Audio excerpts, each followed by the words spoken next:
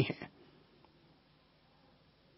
वे सामने वाले को कुछ नहीं गिनते, वे केवल अपने स्वार्थ की पूर्ति करना चाहते हैं। आज अगर कोई व्यक्ति आतंकवाद से घिरा हुआ है, आतंकवादी बना हुआ है, उग्रवादी बना हुआ है, यानी कि वो व्यक्ति 100 लोगों पर भी अगर गोली चला देगा तब भी उसके मन में दया और करुणा नहीं आएगी, क्योंकि उन लोगों के मन इतने अधिक तमोगुण प्रधान हैं कि उन्हें केवल लोगों को उड़ाना याद आता है।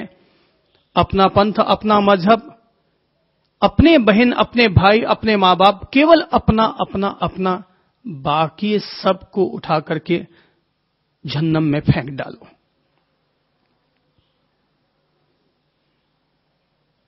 कुछ लोगों के मन रजोगुण प्रधान होते हैं। उन्हें अपनी प्रशंसा, अपना नाम, अपना यश, अपना गौरव बड़ा पसंद आता है। कहीं पर भी 20 लोगों के बीच में उनकी प्रशंसा होती है तो उनकी छाती फूल जाती है, मालाएं पहनने का शौक लगता है। रजोगुण प्रधान मन है। पर कुछ लोग ऐसे निर्मल स्वभाव के होते हैं, कुछ लोगों के स्वभाव इतने निर्मल होते हैं कि वो सतोगुण प्रधान मन के मालिक होते हैं। तो ऐसे सत्व गुण प्रधान लोग आत्म प्रशंसा नहीं करते करवाते, वे तो अपने अवगुण देखते हैं और दूसरों के सद्गुणों की अनुमोदना करते हैं। गुणी को देखकर वे प्रमुदित होते हैं और अपने अवगुणों को देखकर वे आंसू ढुलकाते हैं। सतोगुण प्रधान संत लोग सतोगुण प्रधान होते हैं। राजा लोग, सेठ लोग रजोगुण प्रधान होते हैं। लेकिन जो लोग मारकाट में विश्वास रखते हैं वे लोग तमोगुण प्रधान के होते हैं।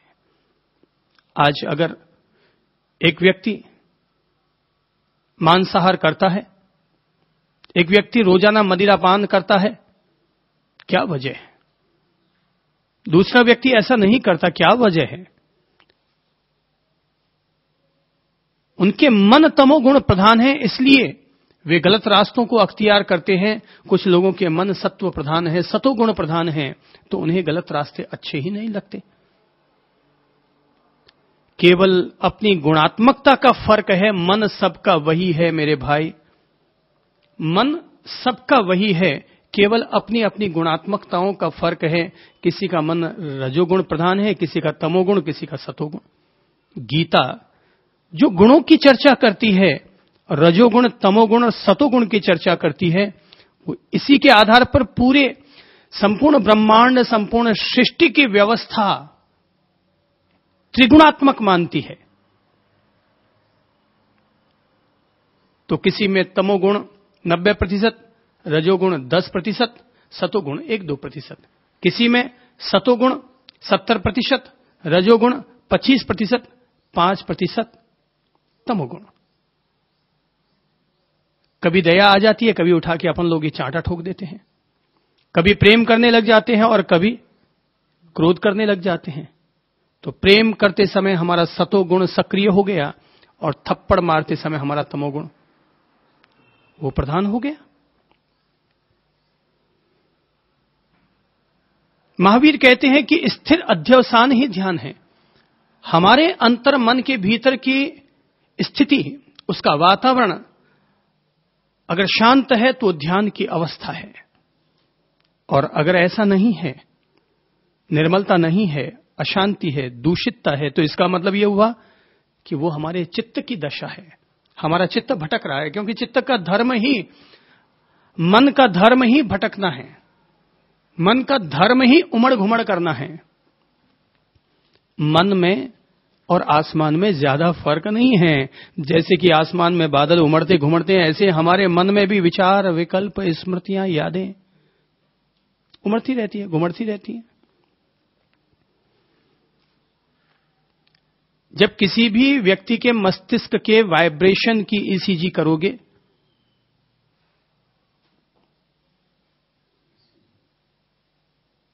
तो उस दौरान मस्तिष्क में चलने वाली रक्त की धमनियां, रक्त के प्रवाह के कोई भी वाइब्रेशन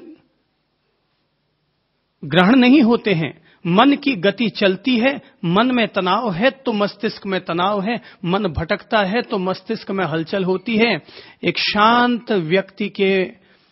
शांत मनस्वी व्यक्ति के दिमाग को अगर मशीनों के आगे ले जाया जाए तो उनकी मशीनें भी कुछ पकड़ नहीं पाएगी कि इस आदमी के दिमाग में क्या प्लस है और क्या माइनस है।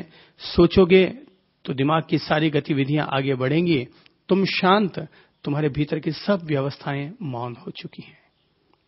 बीमारियां कब आती हैं? जब भीतर में जरूरत से ज्यादा हलन चलन होती हैं। स्वास्थ्य क्या है? संतुलन का नाम ही स्वास्थ्य है। शांति का नाम ही स्वास्थ्य है।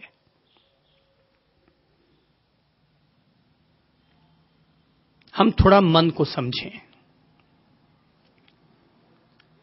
जिस मन के बारे में ये चर्चा कर रहे हैं, ध्यान सूत्रों के द्वारा महावीर कि स्थिर अध्यवसान ही ध्यान है और अस्थिर अध्यवसान ही चित्त है। महावीर एक बहुत अद्भुत बात कर रहे हैं कि अंतर मुहूर्त काल तक एक ध्येय में चित्त का स्थिर होना छद्मस्थ का ध्यान है और मन वचन काया की प्रवृत्ति रूप योगों का निरोध होना केवल ज्ञानियों का ध्यान है।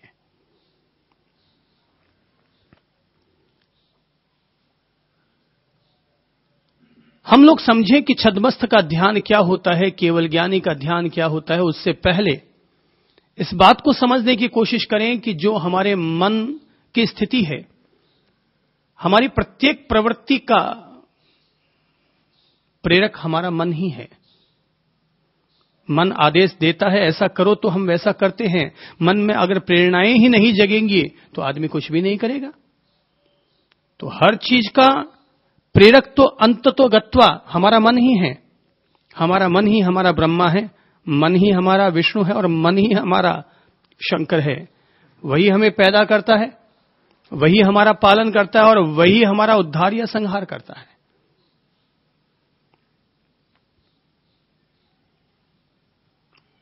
जीवन का आधार, जीवन का प्रेरक भी मन है। हम समझे, थोड़ा मन के स्वरूप को समझें। और जब मन के स्वरूप को समझ रहे हैं तो पहला तो यह समझे मन क्या है, मन का स्वरूप क्या है, मन किन चीजों से बना है,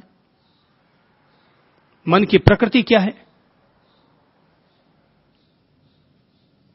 और ये केवल सुनकर नहीं, अपन लोग खुद अपना दिमाग लगाकर अपने मन के बारे में देखें कि ये मन आया कहां से है, ये हमें इतना क्यों भटकाता है।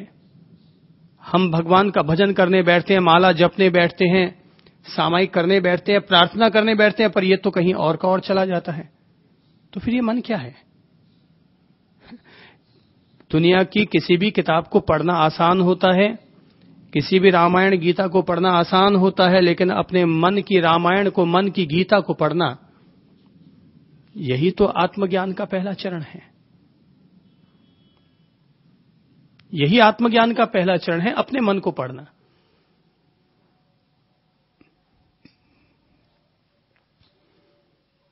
मन का पहला लक्षण, मन का पहला लक्षण यह है कि हमारा मन सदा क्रियाशील रहता है। यह मन का पहला लक्षण है। अपन सब लोगों का मन, mind, not brain, only mind, हमारा मन क्रियाशील रहता है, सक्रिय रहता है, हर हाल में सक्रिय रहता है, दिन में भी और रात में भी। बैंक में बैठे रहते हैं तो दुकान के विचार उठते हैं, दुकान में बैठे रहते हैं तो घर गृहस्थी के विचार उठते हैं, घर में चले जाते हैं तो मंदिर जाने की इच्छा होती है, मंदिर में चले जाते हैं वापस बैंक बैलेंस याद आ जाता है। ये मन है, ये क्रियाशीलता है। हम मन के ही इन्हीं लक्षणों के आधार पर इसका स्वरूप समझेंगे कि मन हमेशा क्रियाशील रहता है, दिन में भी रहता है और रात में भी है। ये बंदर की तरह है। मैंने कहा बंदर की तरह, पर हकीकत में बंदर तो इसके सामने कुछ नहीं है। बंदर बेचारा फिर भी रात को तो शांत रहता होगा, रात को तो सोता होगा, पर ये मन रात में भी सपनों के रूप में सक्रिय रहता है। मन किसी का नहीं सोता, केवल इंसान का ब्रेन, इंसान का मस्तिष्क सोता है, मन नहीं सोता। मनुष्य का शरीर, शरीर की व्यवस्थाएं सोती हैं, पर मन नहीं सोता। व्यक्ति सो जाता है तो भी हार्ट तो काम करता है।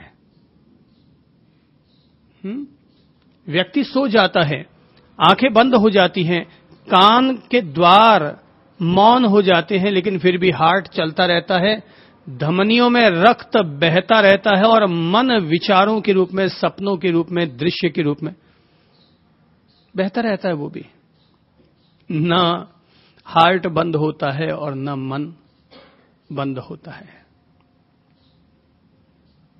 हर व्यक्ति रात को कम से कम, कितनी भी गहरी नींद में सो जाए तब भी कम से कम 5 सपने तो हर आदमी देखता ही है। पूरी रात भर अंदर में विचार चलते रहते हैं, मन चलता रहता है, मन गतिशील रहता है, क्रियाशील रहता है। इसलिए रात में जब भी आंख खुलेगी, रात को 12 बजे खुले। अब अपने आप में खुद में देख लें कि कभी मेरी आंख 12 बजे खुली तो उस समय मेरे भीतर क्या स्थिति थी। सपने देख रहा था, विचारों का प्रवाह था या क्या था। 2 बजे खुली तो क्या स्थिति थी, सुबह 4 बजे खुली तो क्या स्थिति थी, अथवा सुबह 6 बजे आंख खुली तो क्या स्थिति थी। जब भी सुबह आदमी जगेगा या रात को जगेगा तो जगते से जैसे उसकी आंख खुलेगी तो वो देखेगा कि वो कोई एक विचार, एक दृश्य, एक प्रवाह में था। आंख खुली, वो प्रवाह टूटा। पर हमारा चित्त अलग अलग विषयों में जा रहा था, अलग अलग धाराओं में बह रहा था।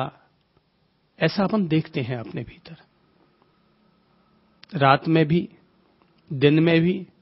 इसीलिए तो एक शब्द मशहूर हुआ और वो है दीवा स्वप्न। दिन में भी सपने देखना।